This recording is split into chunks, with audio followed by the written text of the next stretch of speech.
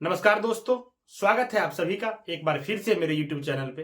दोस्तों, आपने इस वीडियो को ऑन किया है तो या तो आप इससे पहले सीटेट दे चुके होंगे या फिर इस बार आप पहली बार सीटेट देने जा रहे हैं।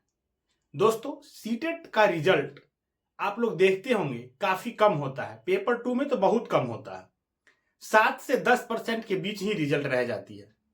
आखिर ऐसा क्या है कि इतने सारे लोग स्टडी कर रहे हैं, प्रिपरेशन कर रहे हैं, फिर भी 7% ही रिजल्ट हो रहा है? जबकि कहा जाता है कि सीटेट का एग्जाम इतना डिफिकल्ट भी नहीं है, एक यह क्वालिफाइंग एग्जाम है, तो लोग क्यों नहीं क्वालिफाई कर पा रहे हैं? इस वीडियो को देखने के बाद आपको समझ में आएगा कि जो सीटेट में फेल हो जा रहे हैं उनसे क्या मिस्टेक हो रहा है, क्या चीजें आपको करनी चाहिए और किन चीजों को करने से बचना चाहिए इस एग्जाम के लिए। ये एग्जाम डिफिकल्ट बिल्कुल भी नहीं है, लेकिन अगर स्ट्रेटजी आपका सही नहीं होगा, डायरेक्शन सही नहीं होगा, तो ये एग्जाम निकालना भी उतना ही डिफिकल्ट हो जाएगा।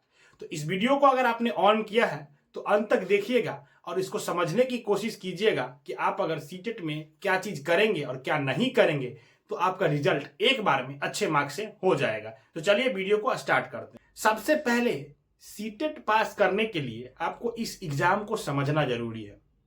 मैंने पहले भी कहा है, इस चैनल पे कई वीडियो है, मैंने उसमें कहा है कि ये एग्जाम और भी एग्जाम की तुलना में डिफरेंट है। डिफरेंट कहने का मतलब है कि पहले तो ये एग्जाम अपने सिलेबस के अकॉर्डिंग होता है, न तो इसमें सिलेबस से बाहर ज्यादा कुछ जाती है। और इस एग्जाम को समझने के लिए आपको यह समझना होगा कि इसमें दो चीजें आपको पूछी जाती है, एक पेडागोजी और दूसरा कंटेंट। तो कंटेंट जो है वो अगर पेपर 2 की बात करें तो क्लास 8 तक आती है। कुछ क्वेश्चन होते हैं जो सिलेबस से बाहर जाते हैं। सिलेबस से बाहर कहने का मतलब सिलेबस के दायरा से थोड़ा अलग होता है, तो वैसे क्वेश्चन के लिए आपको कुछ नहीं करना होता है। प्रीवियस ईयर पेपर में जो कुछ क्वेश्चन बाहर गए हैं सिलेबस से, बस उतना ही पढ़ना होता है। तो इस एग्जाम के लिए आपको सिलेबस पे फोकस करना होगा, सिलेबस को समझना होगा इस एग्जाम को समझने की। दूसरी चीज ये है कि आप इस एग्जाम को और एग्जाम की तरह नहीं लेकर के सिंपल तरीके से एक टीचिंग एग्जाम की तरह लीजिए। एज ए टीचर इस एग्जाम को देखिए, क्योंकि इस एग्जाम का नीड ही है कि इस एग्जाम को क्वालिफाई करने के बाद आप टीचर बनोगे, तो आपको वो एनालाइज करने की क्षमता होनी चाहिए। अगर नहीं है तो अपने आप में डेवलप कीजिए, वो आ जाएगी। प्रीवियस ईयर पेपर सॉल्व करते करते आ जाती है। तो सबसे बड़ी चीज है कि इस एग्जाम को पास करने के लिए इस एग्जाम को समझने की जरूरत है। और इस एग्जाम को समझने के लिए सबसे ज्यादा जरूरी है कि सिलेबस को समझ जाइए। सिलेबस में जो चीजें दी गई है उससे बाहर क्वेश्चन नहीं आती है। सबसे बड़ा बात यह है इस एग्जाम के लिए। दूसरी चीज है कि इस एग्जाम के लिए पढ़ना कैसे है। ये एग्जाम तो समझ गए कि आपका एग्जाम सिलेबस तक ही आएगी और ये सिलेबस है और ये आपका एग्जाम का पैटर्न है। इसके बाद जो समझने की जरूरत है वो समझने की सबसे ज्यादा जरूरत है कि इसके लिए पढ़ना कैसे है। बहुत सारे लोगों को मैंने देखा है कि सीडीपी का, पेडागोजी का नोट वो ले लेते हैं, या बुक आती है जो गाइड के तौर पे होता है, सीडीपी का गाइड हो गया, पेडागोजी का गाइड हो गया, और वो उसको क्या करते हैं, रटने लगते हैं। ये तरीका से आप मेहनत भी करोगे, कितना भी एफर्ट डाल लोगे, रिजल्ट नहीं होगा। अगर आप किसी भी सीडीपी का, पेडागोजी का बुक लेके डिटेल में पढ़ने बैठ गए हो या रटने बैठ गए हो उसको, तो आपके पास उतना टाइम भी नहीं है, तो आप रिजल्ट से बहुत दूर हो। इस एग्जाम के लिए रटना बिल्कुल भी नहीं है। हाँ, कुछ कंसेप्ट होंगी जिनको हमको याद रखना पड़ेगा, ये 10-20 कंसेप्ट मिल जाए, वो भी कंटेंट में ज्यादा होता है जिसको आप थोड़ा बहुत याद रख सकते हैं। इस एग्जाम के लिए याद करने की जरूरत नहीं है, इस एग्जाम को समझिए।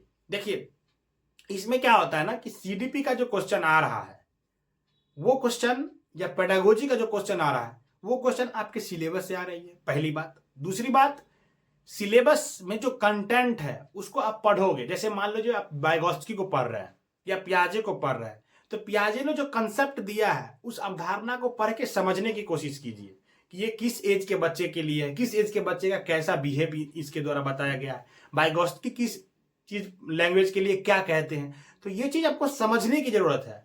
रट के याद नहीं किया जा सकता है, लाइन बाय लाइन आप बैठ जाएंगे रटने के लिए, जैसे और एग्जाम के लिए आप रटते हैं, तो नहीं होगा। आप इस चीज को समझ लेंगे ना तो रटेंगे। क्यों रटने से क्यों नहीं होगा, क्योंकि आप रट तो लेंगे, वो लाइन थोड़ी पूछा जाएगा एग्जाम में, या आपको लिखना थोड़ी है वहां एग्जाम में जाके डिस्क्रिप्टिव में जो रट के काम चल जाएगा, नहीं होने वाला। तो आप इस एग्जाम के लिए क्या कीजिए, इसको कंसेप्ट को पढ़िए और पढ़ने के बाद समझिए। समझने के दौरान आप कोशिश कीजिए कि इतना समझ में आ जाए कि अगर कोई पूछ जाए कि पियाजे का थ्योरी क्या है, वाइगोत्स्की का थ्योरी क्या है, तो आप उसको समझा सके। लाइन बाय लाइन लिख नहीं पाए वो अलग बात है, लेकिन आप उसको ये चीजें समझा सके कि पियाजी का थ्योरी ये कहता है और वाइगोत्स्की का थ्योरी ये कहता है। समझ रहे हैं? तो जब इतना समझने के बाद आप पेपर उठाओगे प्रीवियस ईयर, तो देखोगे कि वो क्वेश्चन कितना भी लैंग्वेज चेंज करके आ रहा है, कितना भी लैंग्वेज घुमा के आ रहा है, तो आप उसको आंसर तक पहुंचा पाओगे।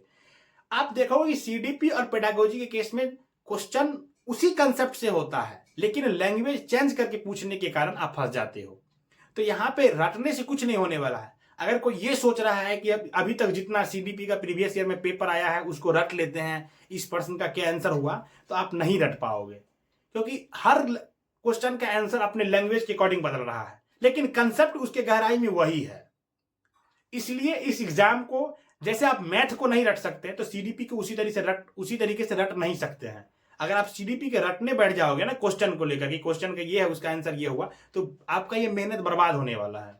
लेकिन अगर पियाजे वाइगोत्स्की इसका थ्योरी आप समझ जाओगे और फिर इसके बाद प्रैक्टिस कर लोगे प्रीवियस ईयर पेपर, तो आपको रटने की जरूरत नहीं पड़ेगी। मैंने तो पहले भी कहा है कि सीडीपी जो है ना मैथ की तरह है। इसको कंसेप्ट को पढ़िए और शॉर्ट नोट में लिख लीजिए कंसेप्ट, ताकि आपको रिवाइज करने में आसानी हो, और उस कंसेप्ट पे बेस्ड प्रीवियस ईयर में जो क्वेश्चन है उसका प्रैक्टिस करिए, तभी आपका रिजल्ट आसानी से होगा। इस एग्जाम के लिए ज्यादा मेहनत करने की जरूरत नहीं होती है, प्रैक्टिस ज्यादा चाहिए होता है। जैसे मैथ बनाने के लिए प्रैक्टिस चाहिए होता है ना, वैसे ही सीडीपी का प्रैक्टिस कीजिए, पेडागोजी का प्रैक्टिस कीजिए, और कंटेंट पार्ट के लिए तो मैंने बताया ही है क्या पढ़ना है। तो ये चीज आपको समझना पड़ेगा। चलिए, तो मैंने इसमें आपको बताया कि इसको पढ़ना कैसे है। जैसे मैथ हम लोग पढ़ते थे ना कि कंसेप्ट पढ़ने के बाद प्रैक्टिस, उसी तरीके से सीडीपी के कंसेप्ट पढ़ने के बाद सीडीपी का प्रैक्टिस, पेडागोजी का कंसेप्ट पढ़ने के बाद पेडागोजी का प्रैक्टिस होना चाहिए। पेडागोजी का क्वेश्चन आप नहीं याद कर सकते हैं, या सीडीपी का क्वेश्चन नहीं याद कर सकते। ये साइंस नहीं है कि साइंस का कुछ क्वेश्चन है तो वही क्वेश्चन आएगा इसको याद कर लेते हैं। ठीक है, देखिए इसके बाद मैं नेक्स्ट पॉइंट ही आता है कि आपको प्रैक्टिस करना है। जैसे समझ गए कि कैसे पढ़ना है, तो नेक्स्ट पॉइंट है प्रैक्टिस करना। तो आप जितना हो सके प्रैक्टिस कीजिए। प्रैक्टिस के लिए प्रीवियस ईयर पेपर ही फॉलो करना है। तो आप कंसेप्ट पढ़िए, प्रीवियस ईयर पेपर लगाइए, इससे आपका प्रैक्टिस होगा। इस एग्जाम के लिए सबसे इंपॉर्टेंट है प्रैक्टिस का होना। उसी से आपका कंसेप्ट क्लियर होगा, उसी से आपका जो कंफ्यूजन है, बहुत सारे लोग कहते हैं कि सर प्रीवियस ईयर पेपर में बहुत कंफ्यूजन होता है, सीडीपी में पेडागोजी में होगा, स्टार्टिंग दौर में कंफ्यूजन होगा, लेकिन प्रैक्टिस से ये भी कम हो जाएगी। तो ये सारे चीजें प्रैक्टिस से कम होगी। आपका जो भी कंफ्यूजन आ रही है, वो कंसेप्ट क्लियर नहीं हो रहा है, वो तो आप प्रीवियस ईयर पेपर ले लीजिए और उसका प्रैक्टिस कीजिए, जितना हो सके प्रैक्टिस कीजिए। इस एग्जाम के लिए सबसे इंपॉर्टेंट एक और फैक्टर है जो बहुत आदमी का इस एग्जाम को क्लियर नहीं होने देता है, उसमें है बुक। आप लोग करते हैं बहुत सारे स्टडी मटेरियल ले आते हैं, इनका नोट ले लिए, उनका नोट ले लिए, ये बुक ले लिए, वो बुक ले लिए। इतना बुक नहीं चाहिए इस एग्जाम के लिए। आपको बुक सीमित रखना है और उसको बार बार पढ़ना है। सबसे पहले आपके पास जो होना चाहिए प्रीवियस ईयर पेपर, उसके बाद होना चाहिए एनसीईआरटी का बुक। प्रीवियस ईयर पेपर से आपका पेडागोजी और सीडीपी कंप्लीट हो जाता है, प्रैक्टिस जितना होना है। और इसका थ्योरी के लिए आप चाहे तो एनआईओएस की बुक देख सकते हैं, अगर नहीं आपको मन है तो नहीं भी देखेंगे तो काम हो जाएगी सीडीपी और पेडागोजी के लिए। आपको बस यूट्यूब चैनल का मैराथन वीडियो कर लेंगे ना सीडीपी का और पेडागोजी का, तो वहां से कंसेप्ट क्लियर हो जाती है। उन लोगों ने कंसेप्ट पूरा करवा रखा होता है जो आपका सिलेबस में दिया हुआ है सीटेट के द्वारा। तो कंसेप्ट वहां से पढ़ने के बाद फिर आपको नोट बना लेंगे, तो बार बार उस कंसेप्ट को पढ़ने की जरूरत नहीं होती है। प्रीवियस ईयर पेपर जब प्रैक्टिस करेंगे ना, तो उस कंसेप्ट की गहराई को, उस कंसेप्ट से कैसे प्रश्न घुमा घुमा के पूछा जाता है, इस चीज की समझ हो जाएगी। तो प्रीवियस ईयर पेपर हो जाएगी। और कंटेंट के लिए एनसीईआरटी की बुक पढ़ना। इसके अलावा आपको ज्यादा स्टडी मटेरियल जमा नहीं करना है, क्योंकि ज्यादा स्टडी मटेरियल होगा तो वो आपको प्रॉब्लम भी क्रिएट करेगा और आप अलग अलग बुक पढ़ोगे तो ज्यादा पढ़ भी नहीं पाओगे। प्रीवियस ईयर पेपर जितना लगा सको, 2 बार या 3 बार लगा सकते हो, वो उतना आपके लिए बेनिफिट होगा। ठीक है, तो बुक आपको सीमित रखना है। उसके बाद नेक्स्ट पॉइंट आता है मोटिवेशन।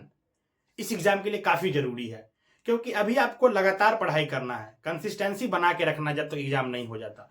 तो आपको डेली एक प्रीवियस ईयर पेपर देना है। और इस चैनल से जुड़ जाइए, इसको सब्सक्राइब कर लीजिए, क्योंकि इस पे हम डेली वीडियो लेके आएंगे। तो आपको मोटिवेट भी हम करने की कोशिश करते हैं अपने वीडियो के थ्रू, कि आप जो पढ़ाई करते करते थोड़ा सा डिमोटिवेट हो जाते हैं, या आपको लगता है कि यार कर लेंगे ना, रहने देते हैं, तो ये वीडियो आपको दिखेगी आपको यूट्यूब में, तो फिर से एक बार मोटिवेशन मिलेगा कि नहीं, इस बार हमको हर हाल में सीटेट पास करना ही है। और हम कोशिश भी करेंगे कि कुछ वीडियो में आपको मोटिवेशन बढ़ाने के लिए ऐसा कुछ वीडियो लेके आया जाए जिससे आपका मोटिवेशन बना रहे।